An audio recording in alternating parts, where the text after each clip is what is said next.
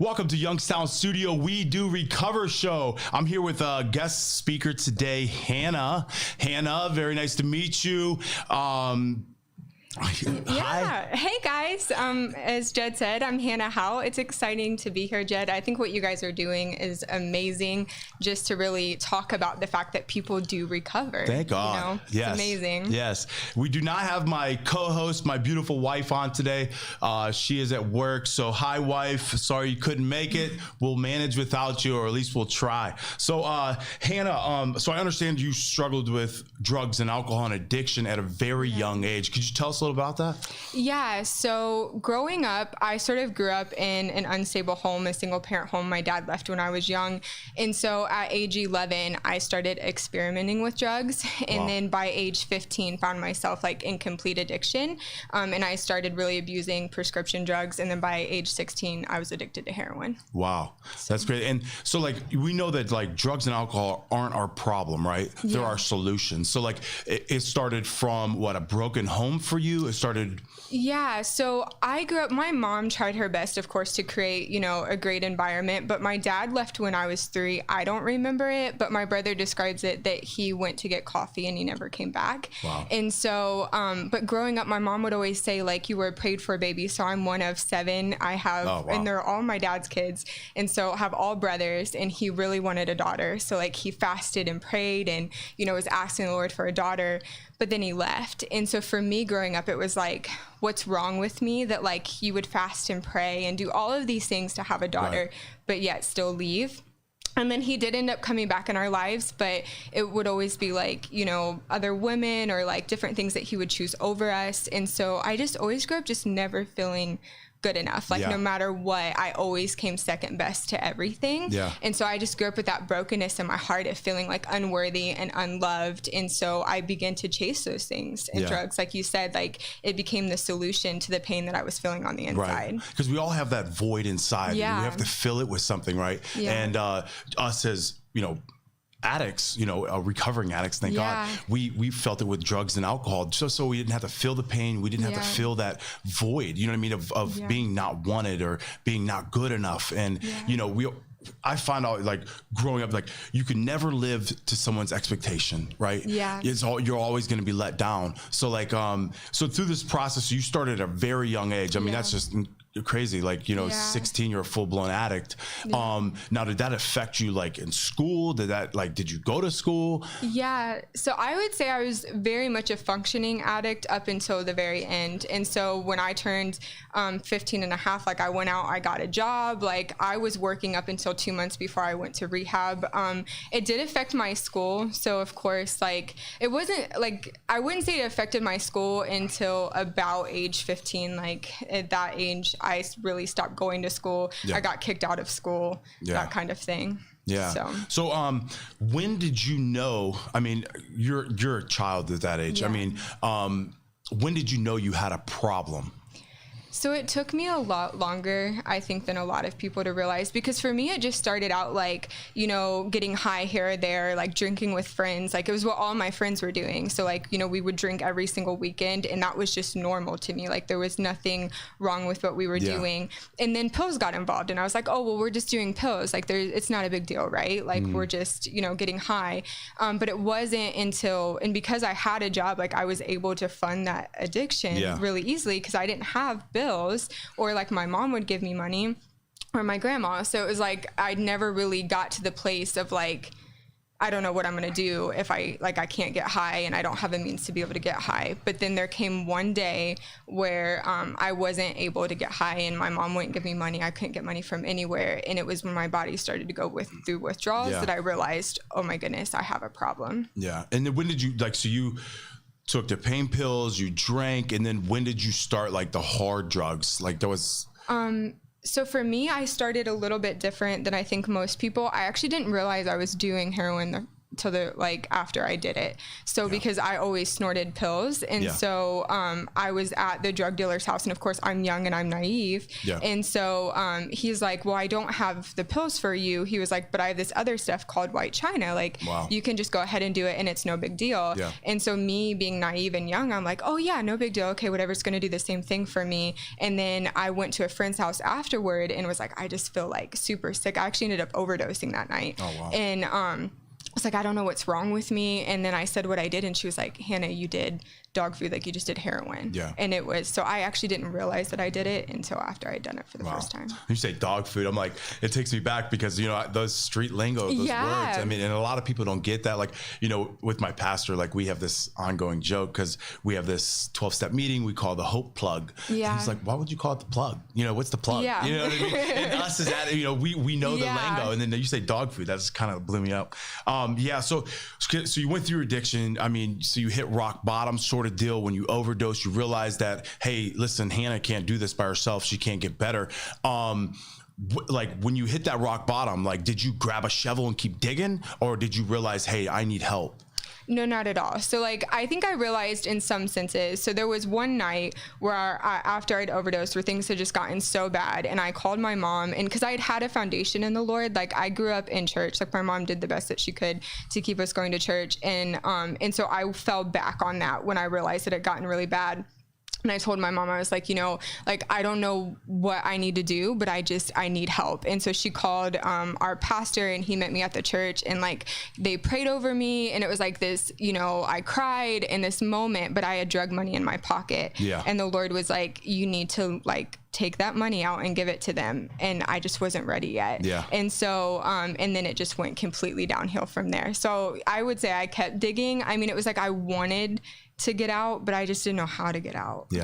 You get in that deep, dark pit. You know what I mean? You think everyone's against you. And then you get those moments of clarity. And you're in your moment of clarity, you're like, God convicted you about the money in your pocket. But you're like, hey, God, I'll give you everything else. I'll give you my tears. I'll give you everything but this money in my pocket. Because I already know I have this reservation that this next one in my pocket is going to, you know, take me there. And that's, I get it. That's the same. I mean, and you talk about like going through, and the first time you got introduced to dog food, heroin, or whatever, was because I mean, I was the same way. I was on prescriptions, and I got introduced to that because there was no prescriptions, the blues, you know, the blues, right? And I went, they were like, hey, this is gonna make you feel the same way. You know what I mean? And being naive, being dumb, or really just not caring at the point, I did the same thing, and it went, you know, and I always had those, I'm never gonna do, right? I'm never gonna shoot up. I'm never gonna do this. I'm never gonna do that. But the longer you stay in addictions, those I'm never gonna do starts becoming fewer and fewer, right? You start crossing all the lines that you swore you would never cross. So I always say, because people will be like, I don't understand how this person like did this. Like they're stealing, they're doing all of these different things. Like, why do they keep doing this? And it's like, but when you're in the mind of an addict, like all you can think about is the next high, and it's like that line just disappears because all your body needs it. You're like, I need this. If I don't get it, like I'm literally gonna die. And so it's how you feel. We're gonna die, you're not actually going to. But it's how you feel. Like I need to have this, and then all of a sudden you begin crossing all the lines that you said that you would never cross. So you went to church, you got prayed for, but you still had the reservation in your pocket. You wanted to let go of everything but this, and you went back out and you used, and you kept using until I went to rehab. So tell us about who got you into rehab. Was it a self-choice? Did your family? Did the church? How'd that go for you? So again, unique situation with me because I'm a teenager. So once I get checked into rehab, I can't check myself out. Oh, wow. Ouch. So like it was, and to me, I see that as a gift, because honestly, if I could have checked myself out, like I would have never went. And so, but my mom, after I overdosed, I also got an OVI within a week of the overdose. I spent the weekend in jail, and my mom was like, okay, I need to do something, or like Hannah's not going to survive. And she was right. Like I was literally using basically whatever I could get my hands on. It didn't matter. And I would do uppers and downers and just bounce all over the place and use pretty much anything. And so she was like, I have to do something. And so she checked me into a place called Central Indiana Teen Challenge. And so I've been clean since the date that I checked in there. What's your clean date? It's April 10th, 2011. So it's been almost 10 years. Come on now. Super that's awesome. exciting. So you got sent away to Indiana. Now, I know we still had the urges, right? Now you went through detox there, didn't you? Yeah, I did. Yeah. And back then it wasn't like, oh, let's take you to the hospital, the doctors, we got to, whatever. Let's go ahead and sweat, get it through yourself. I mean, what was that like for you? Yeah. So, and so in some senses I had started it, before I had went. So backtracking just a little bit, our house got raided. And so, all the dealers in town no longer wanted to sell to me. And so I actually started detoxing a couple of days before I went to Teen Challenge, because nobody would sell to me. Like nobody, they're like, she's hot. Like, no, like we're not selling to her. And so, so it started then, and then it just sort of continued. I wouldn't say that my mind got complete clarity though. So at home is when I went through a lot of the physical, like detox and all of that. But, and by the way, when she says hot, she's not talking about just her looks. We're talking about the police around them. She's hot. Oh yeah, I'm sorry. I'm throwing the lingo out for some of the people watching right now. They're like, oh, she thinks she's hot. You know what I mean? No, this is like when drug dealers and things like that think you're hot, they think the police, you're with the police, or you are the police now, so they won't sell to you and they just drop you off completely. But my bad, I didn't want to interrupt you, but I wanted to go ahead. No, I'm glad that you clarified. No, that's good. But so I had started the detox process, but I would say about 2 weeks into the program, I remember it vividly, because you have to keep in mind, like I literally went basically nonstop being high for like a straight year, like where it was like there were no breaks in me at all, like just completely wrapped up in addiction. And so I was sitting on my bed at Teen Challenge, and all of a sudden, like all the memories of what I had done over the last year began to flood my mind. And it sounds crazy, but it was like when I was in the middle of addiction, it's almost like my memories were like sitting back here and I wasn't connected to any of it at all. And then there it was like, oh my goodness, like what have I been doing? And it just, I honestly had a complete breakdown. Yeah. So after that breakdown, and after you're in Teen Challenge, we all talk about this moment, spiritual awakening, or this moment of clarity where, what was your God moment that was like, hey, listen, I've done all this stuff wrong. You know what I mean? And my life is going straight down. What was your moment of surrender? Like how'd that work for you? So at Teen Challenge, about a month into the program, so my mind had started to gain back clarity, but I was still like, I'm going to put my head down. So our program was different than other Teen Challenges. It wasn't time-based. It was like work-based. So once, like, you could work your way through the levels and honestly finish in 9 months if they thought well enough of you. And so if they thought that you were changing enough. And so that was just my goal, is I'm like, I'm going to be like, graduate this program faster than anybody. And about a month into the program, we would go into churches and do like these events, and so they would prepare us for it. And we did these things called cardboard testimonies. And so they said, I want you to write on one side what the world has said about you, and then I want you to write on the other side what God says about you. And so I was sitting there, and I wrote on one side, worthless addict, because before I had went to Teen Challenge, about, I would say maybe 2 weeks before I went, my mom, so backstory, my mom gave up her house. She had finally been able to buy a house. She had to give it up, move in with my grandma in order to afford to send me to Teen Challenge, because it's like $2,000 a month. Yeah. And she's a single mom, and so they were like, why are you doing this for her? Like, she's always going to be an addict. And so that had sort of like stamped my heart in a lot of ways. Like, I was carrying that around, like, Hannah, you're always going to be an addict. You're just going to be another statistic. You're just going to be another person where this, ends badly. And then from my childhood, I had carried that like name of being worthless, and I had carried that around. And so I wrote on one side, worthless addict, and then I wrote on the other side, worthy child of God.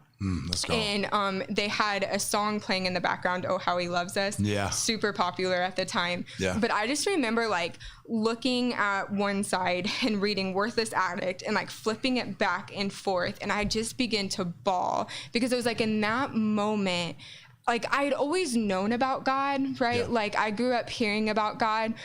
But I could never reconcile, like, how could a good God allow some of the things that happened in my life? Why would God make me an addict? Or why would he give me the dad that he gave me? Or why would he put me, like, I went through some, difficult things in my childhood. And it's like, why would you allow me to walk through those things if you were good? But it was like in that moment, God just really began to show himself to me. And I began to realize, like, every moment that I had sat in my bedroom and cried and I had felt alone, like, God had been there with me. He had been with me in the middle of the pit and protecting me. Like, all the times that I should have died and all the times, like, that I honestly shouldn't be able to stand here today. Like, his hand had been on me. And it was like, I had known about God, but I hadn't really experienced him, like experienced his goodness, right? Scripture says it's the goodness of God that brings men to repentance. Let's go. I had never experienced his goodness. And so, cause I had tried to get like clean before, and I would try to do all these right things. Cause that's a lot of what we talk about in the church, right? Like, you clean your act up, you do all the things on the outside, but we don't really get to know God. And it's like in that moment, I began to know God and God began to know me. Yeah. And then everything changed. That's it. So, everything changed. Yeah. So now you went through Teen Challenge. How long did you end up doing in Teen Challenge? So I only stayed for 6 months. I actually didn't finish the program, which is very different than most. And I wouldn't suggest people not finishing a program that they're a part of. Right. But about 6 months in, it started causing very expensive for my mom and to maintain, and I had changed quite a bit. I was almost at the point, if I would have stayed in probably 3 more months, I would have graduated.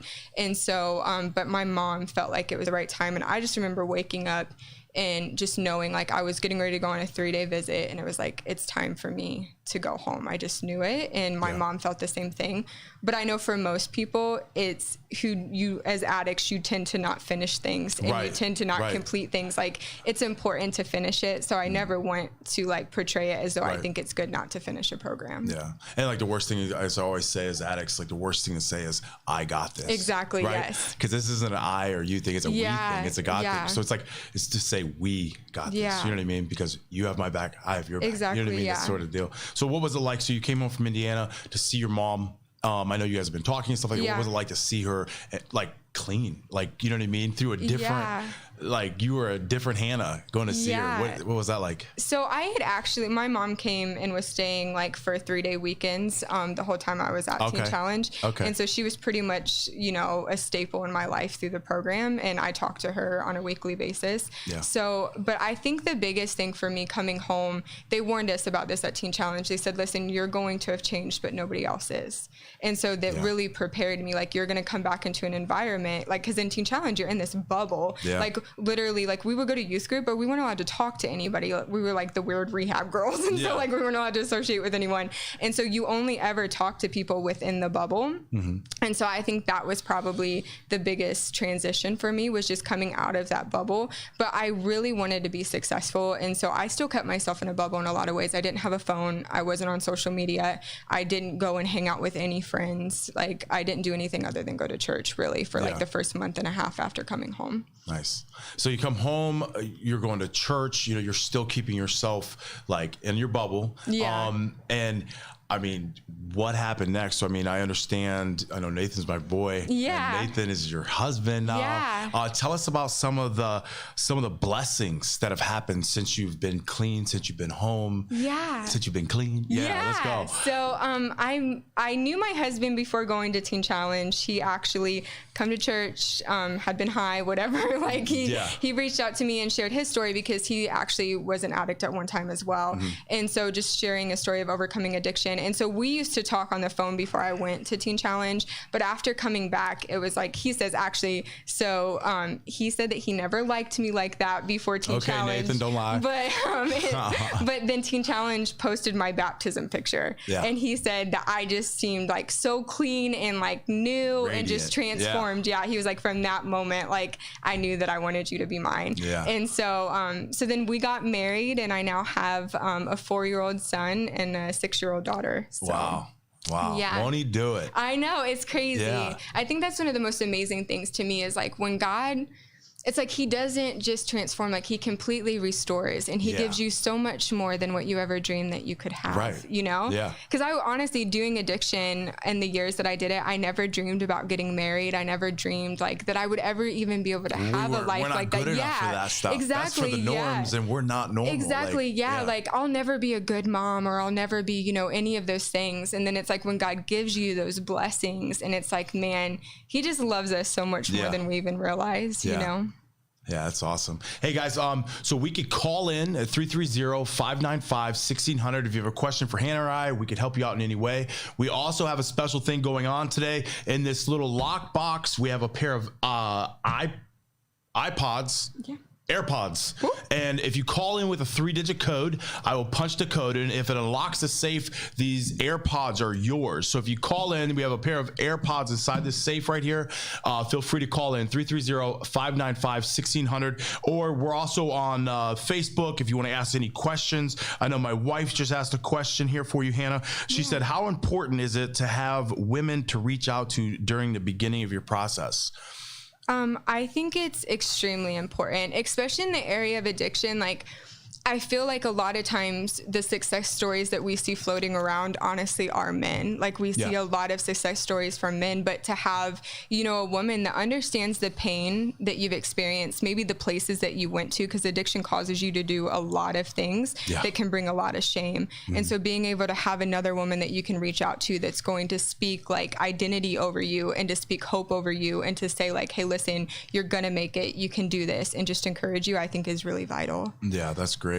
Yeah, because I mean, I suggest, I mean, even because I do 12-step program, I work at a rehab center, and I tell the guys, because I'm at an all males facility, like when we go out to meetings, don't get girls' numbers. You get guys' numbers. Exactly. Yes. Girls, you get girls' numbers. Yeah. Because I mean, that's the only way to get your honest support group starting out, you know, is someone who could tell you who's been through the same thing you have, you know what I mean? And you can get it out, you know, you share those stories. Yeah. And I also think when you're talking about like the opposite sex, it's so easy to, when you're like in that place of just coming out, to put like you don't want to get into a relationship and place your hope in a relationship that's just going to cause you to get hurt again and cause you to be tempted to go back and relapse. And so I do think it's really important that it is someone that's a woman, you know, if you're a woman, or a man, if you're a man, and that can really speak to what you've been through without letting lines be blurred. Right, exactly. So what would you tell an addict that's out there today that's struggling, that is scared to get sick and go through the detox and all that? What would you tell an addict today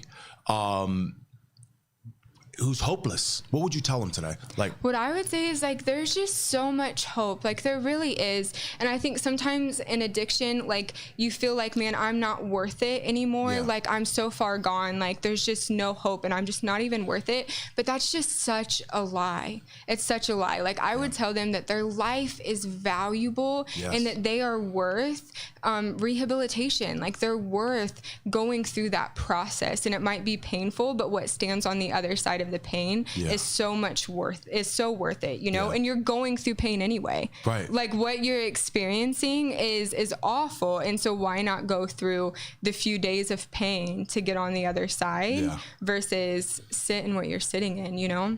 And I think people understanding their identity, like understanding like God's not looking at you.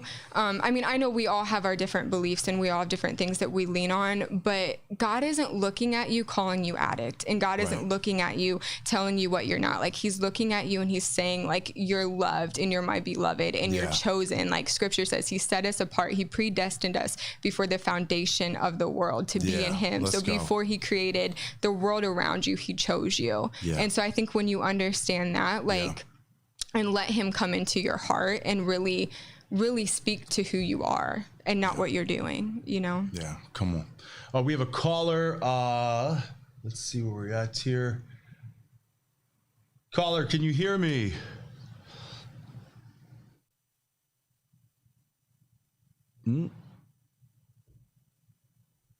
Let's see, let's try that again.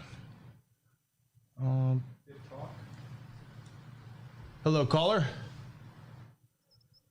I don't know. Might have to get my boy Mario over here. We got a caller in right now. Try that now. Caller, can you hear me? I can. Hi, what do you have for us today? Okay, so Hannah, what do you do on a daily basis to maintain everything that you've learned and gained over the years? And how do you incorporate what you've learned to raising your children? Yeah, so I think for me, God really is the foundation of everything for me.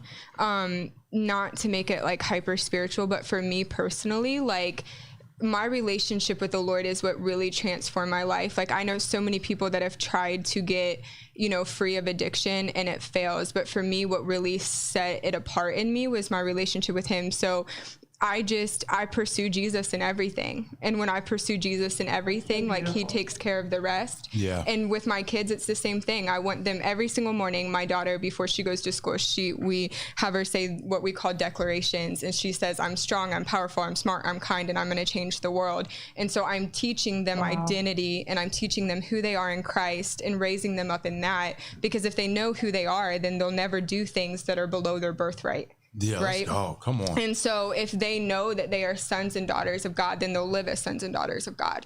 And so for me, that's the goal with my children. Yeah. Caller, what's your name? Morgan. Morgan, how are you?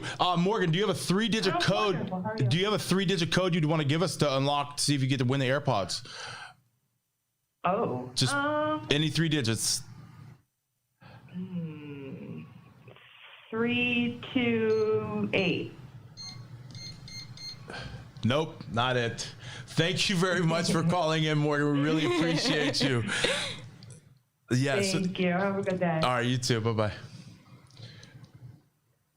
All right. So that's the thing, because people don't realize it's a daily thing. Yeah. It's not like, hey, we're recovered, we're good now. No, it's a daily thing. I always tell my clients that, where I work at California Palms Recovery Center, that it's a constant, what are you doing for your mind today? What are you doing for your body today? And what are you doing for your spirit, most importantly? That's good. Yeah. So it's mind, body, spirit every day. So whether that's, for your mind, doing the classes and learning things about addiction and that, and your body's like, hey, maybe I'll eat healthy today. Maybe I'll work out. Maybe I'll go for a walk. And then spirit is the big thing. Yeah. Like, what am I doing today for my spirit? Am I praying? Am I meditating? Am I reading? What am I doing? And if I work on all 3 of those things to every day, there's no way I'm going to relapse. There's no way I'm going to fall back into, hell. That's what it was for me. It was absolute it is. hell. I think for you know what I everyone. mean? I just remember those moments of clarity looking out the crack house windows, you know what I mean? Watching people go to work at 7:30 in the morning saying, how could they do that? How could you get up every morning at 7:30 and they, you know what I mean? I just didn't understand that. You know what I mean? Because I had been trapped in my addictions for so long, and I was like, I don't get how someone can get up and go to work and have these normal things, you know what I mean? Because obviously I couldn't do it. So, you know what I mean? But now that I do that every day, like it's a daily ritual for me, to reach out, to pray, to be quiet and listen, and then to get into the word, right? So, and that's a daily thing for me. And then also, as far as exercising and that sort of thing, that's for me really helps me on my recovery side. You know what I mean? It really does, as well as my spirit. And then my brain, I try to dig in something every day. You know what I mean?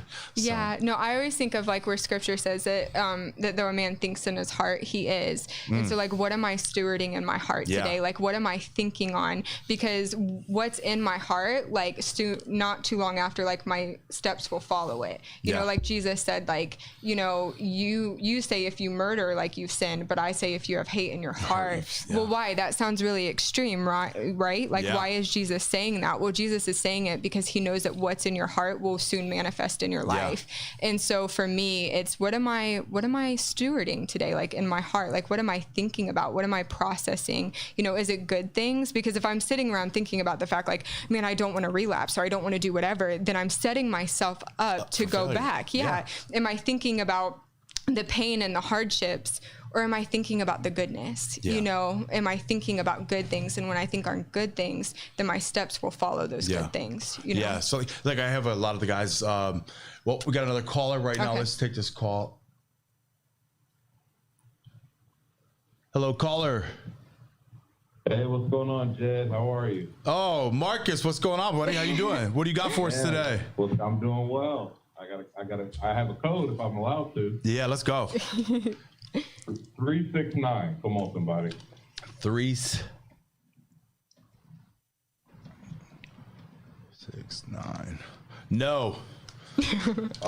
No, bro. I do have a question. Yes, let's go. For sure. So my question is really geared towards like when we're in recovery and, relationships are super important. So what would you guys say, Hannah, what would you say to those people who maybe have overcome addiction or are working their program or going through their 12 steps or, God miraculously restored their life? What would you say in terms of the relationships that you build, post addiction, like how important that is?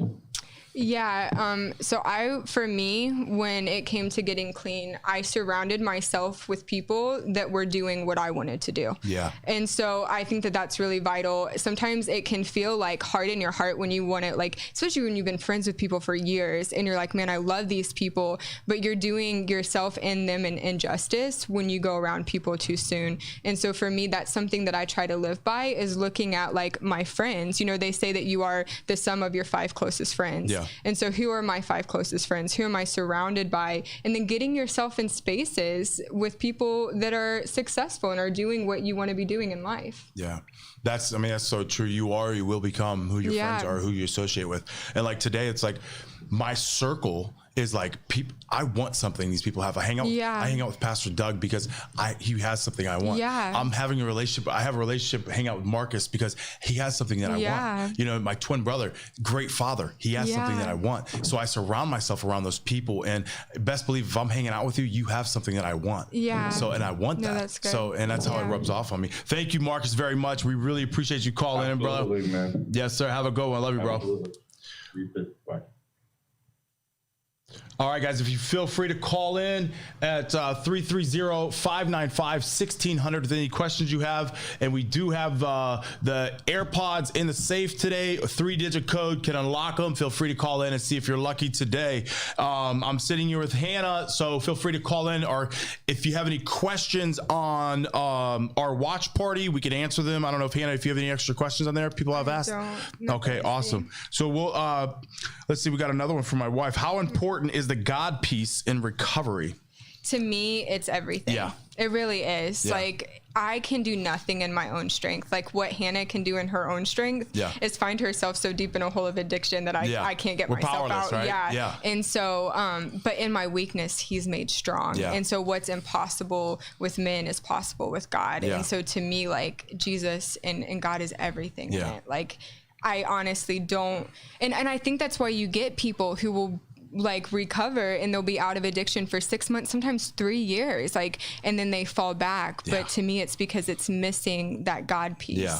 I really do believe that. Be all that you got and God will be what you're not. Exactly. Yeah. And it's crazy because this whole pandemic, right? We're at all-time high for Ohio for overdoses. Yeah, it's sad. And it's the pandemic that's really put you put an addict into isolation. Exactly. That's what we want. You know what I mean? And then you give me money on top of it. I know. What do you think's gonna happen? Yeah. So like I've seen so many pass away. Yeah. I've seen people with 15 years, with 10 years go back out. And it's just like that keeps me on my toes, because if they can go back out, you have 10 years, I have 2.5 years. Like, clean time doesn't matter. Yeah. We're one use away from being that addict again. Yeah. Just one. They say one is too many, 1,000 is never enough. Yeah. We're one away from being right back to where we were. Yeah. And it's like, it keeps me on my toes to see that today. It's like, I got to stay on my mind, body, and spirit. I got to stay with my relationship with God, my higher power, as people say, the higher power. But that's what got me to where I'm at today. So I'm never comfortable. They say when you get comfortable, that's when you should get uncomfortable, because that's when you'll start going back, right? Yeah. So I think, the very first person that I ever did heroin with is no longer alive. And so it is very sobering to me, the reality of where it can leave. And honestly, the night that I overdosed, like, if it wouldn't have been for the fact I got in a fight with my boyfriend, who then like told my mom about it, had that not happened, I was going to go home, lay down in bed, and I wouldn't have woken up the next morning. And so to me, it's like this sobering reality of where addiction can lead. But to me, if you get whatever you're consumed by takes hold of your life. And so if you get completely consumed by God, that in everything, he is everything, then he will take your life to places that you never dreamed that it could go, and you would never be able to do in your own hands.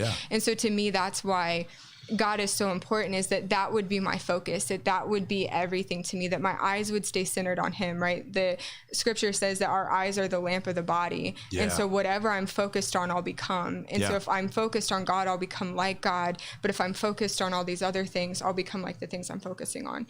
And so I think that's to me why God is so important, and that it's more than just going to church or more than just doing those things. It's that relationship, you know, like letting Jesus be everything. And if Jesus isn't everything, then it's going to fall short. Like whether you're an addict or not, I think that's often the results, because we focus on addiction with drugs, but it's like people are addicted to their work, they're addicted to all these other things, and they're consumed by it, and their lives are in shambles. They just do a better job at hiding it than the average addict does, you know?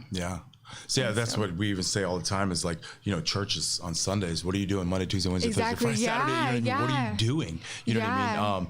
Church is great. I encourage it. You know, people out there, if you need your spirit community, fed, you need community. You need you know, I have a great church in Bridge of Hopes in Boardman, church. 7580 Glenwood Avenue. Church services start Sunday at 10:30. There's childcare available. There's kids classes. There's coffee. There's just come. I mean, because the Spirit of God is real in that place. And we're talking about, we started this year with a revival or bust. You know what I mean? We're all in. It's so good. It's been powerful. I mean, we've had you know, over 100 salvations already this year. We've had crazy. I mean, people, we had last week, someone come up and literally put his pack of cigarettes on the altar. It's amazing to me. It's just amazing, beautiful. And I do think sometimes getting in those spaces is so vital, because it's like when the Spirit of God's moving, you never know what he's going to do. You know what I mean? And when you encounter God in that way, those are those life-changing moments that you can look back and say, from this moment, something changed in my life, you know? And so I think the personal and at-home relationship and the church relationship and being in a place, because there's places that you can go alone with God that you can't go in a room, and places you can go in a room that you can't go alone. And so it's like you need both of them. Oh, for sure. Yeah. So what does your average day look like? Someone just asked, Hannah. Well, I'm a mom. Okay, so all right. I have my kids are 15 months apart, and they're crazy. And so amazing kids, but crazy. So and I'm in school right now too, to get for ministerial leadership. Okay. So what's OSAM or Southeastern University. So nice. Nice. So it's through the Columbus campus, but it's a little bit different than OSAM. So so I do homework and I take care of my kids, and that's a lot of what my day looks like. Yeah. When do you graduate from there? Next May. Next May. Okay. Yeah. I'm in Ohio School of Ministry myself. Are you? Okay, cool. Yeah. So I did Ohio School of Ministry for a little while. Okay. So, yeah. That's cool. That's awesome. And what's your, like, we talk about, again, you know, I talk to my guys at the Palms, and we talk about, you know, we always have that slogan, and just for today, right? Just for today, if I stay clean, you know what I mean? Just for today. I'm not guaranteed tomorrow. We're not promised tomorrow, but just for today, I want to stay clean. But I have them when we do vision boards and stuff like that. It's what happens if I could put 365 just for today's together. What could my life look like, right? And so we do vision boards, and I'm a firm believer into speaking stuff into existence. So powerful. To do that. So like, what? Obviously, we're not going back, but what would it look like for you in 3 years from now if all your dreams and what God's called you to do could come to pass in 3 years? What does that look like for you? Yeah. So for me, I desire for people to know and encounter the goodness of God. Yeah. It's my heartbeat. Like, I believe that we have a generation that's falling away from the church because they don't know who God is and they don't know who they are. And so to me, like, if I could spend the rest of my life, like, helping people encounter the goodness of God, that would be like it for me. It would be my dream, you know, to see people come to know him, to see people delivered, to see people set free, and to walk into the fullness of what God has for them. Like I said earlier, like, we were predestined before the foundation of the world, which means God placed destiny on each one of us. And we all have the capability of walking and living in that. but people aren't because they don't know who they are. And so they're seeking their identity in all of these things. And so for me to help people connect those Kairos moments where you're like, oh man, I finally see clearly. Ding. It's everything to me. That's awesome. So like, you want to be a minister, you want to be evangelist. More evangelism. I would say, I already say like, I don't want to pastor in any way, shape, or form. I don't know if it's an addict thing or not, but I cannot sit still in one place. No, like, I don't want to pastor. I'm gone. I mean, if the Lord called it, like, so be it, but not at all what I want to do. Yeah. So I would love to get to travel and speak and share my story. I would love to be able to. That's awesome. What's so here's a question. What is one relationship that got ruined during your addiction that you wish you could get back? So one of my friends, I was awful as an addict, as most people are, like I hurt everyone. My grandmother, who man, that woman did everything for me, and I still stole from her. And so it's like I went to such dark places. But my best friend, who I was best friends with since I was 11, our relationship got completely destroyed because of addiction. And so I would love to still be able to be friends and talk to her, but I hurt her really bad, so she's not open to talking to me. And for a season, it wasn't healthy for me to talk to her. But I do wish now, that we could still have somewhat of a friendship. Nice. What's one relationship you ruined that you did get back now that you're clean? So with my mom. So me and my mom used to fight like cats and dogs. Literally, I could barely be in the same room with my mom without fighting with her. Of course, I mean, I was lost. I was a brat, every definition. And so, but we have a great relationship. We talk 4 times a day. That's awesome. And now you have all these brothers. I'm sure they're all on board with what Hannah's doing. They're happy. So a lot of them are my half brothers. And so, and my oldest brother is 40 and I'm 26. So to give you an idea of the age gap, but both of my brothers, actually one of my brothers has recently, gone through getting clean as well. And so, awesome. So it's been cool. Yeah. So, you're teaming up. I know you're teamed up with, Marcus, and you guys go through, and he's kind of helping mentor and guide you footsteps. And he has the Reach One program. And he goes into these high school and these middle schools and stuff. And for me, bless Marcus, because I don't know if I could share on that level. For the kids, my story. So I would love one of these days to hear his story at a middle school, because his story is powerful, right? But how would you go in? Because I mean, you go with them, right? Sometimes. How do you guys go in to speak to these kids about addiction, or how does that work? So I haven't been to one of his assemblies. I did go to a school with him the other day.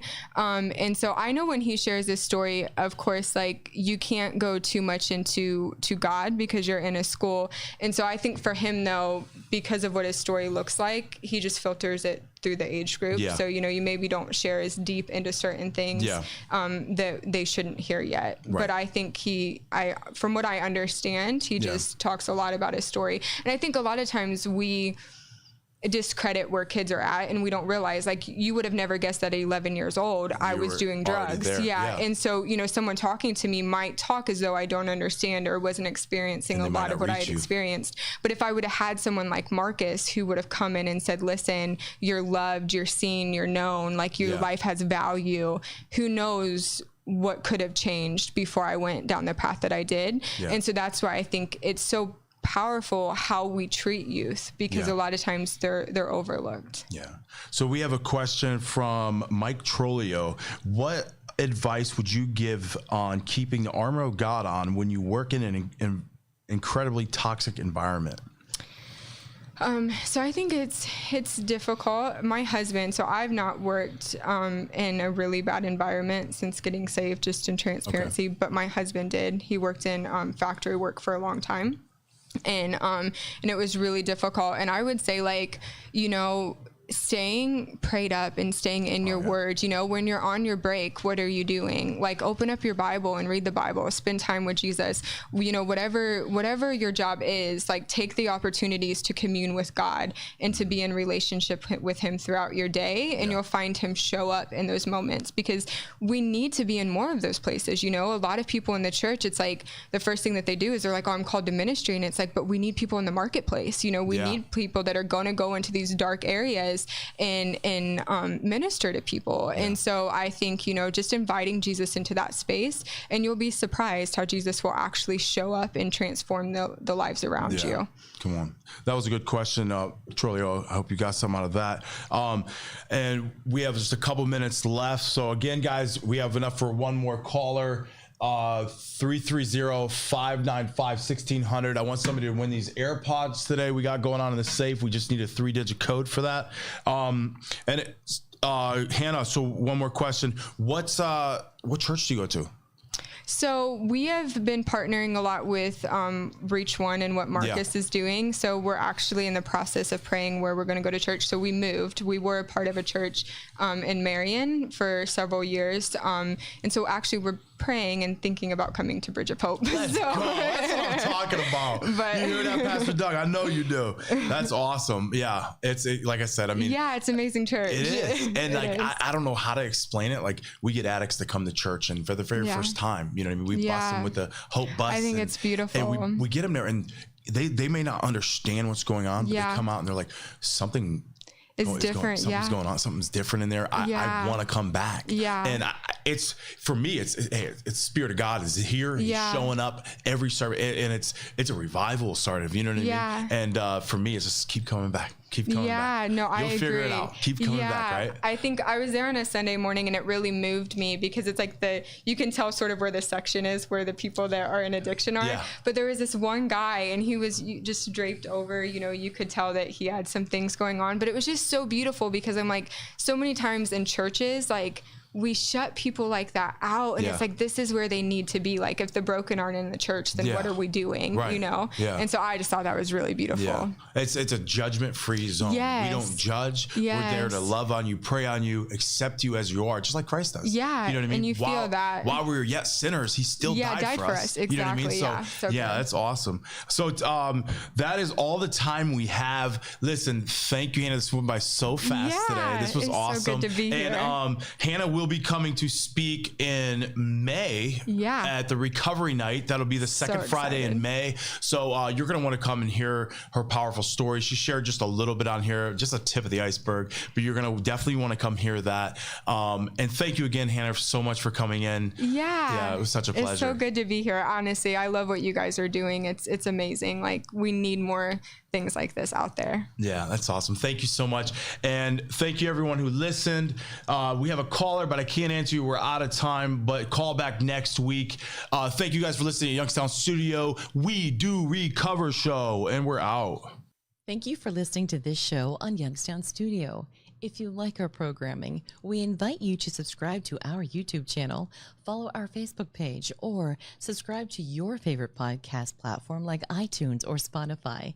This is original Youngstown content, and we would appreciate you sharing the videos and the word about us. Thank you.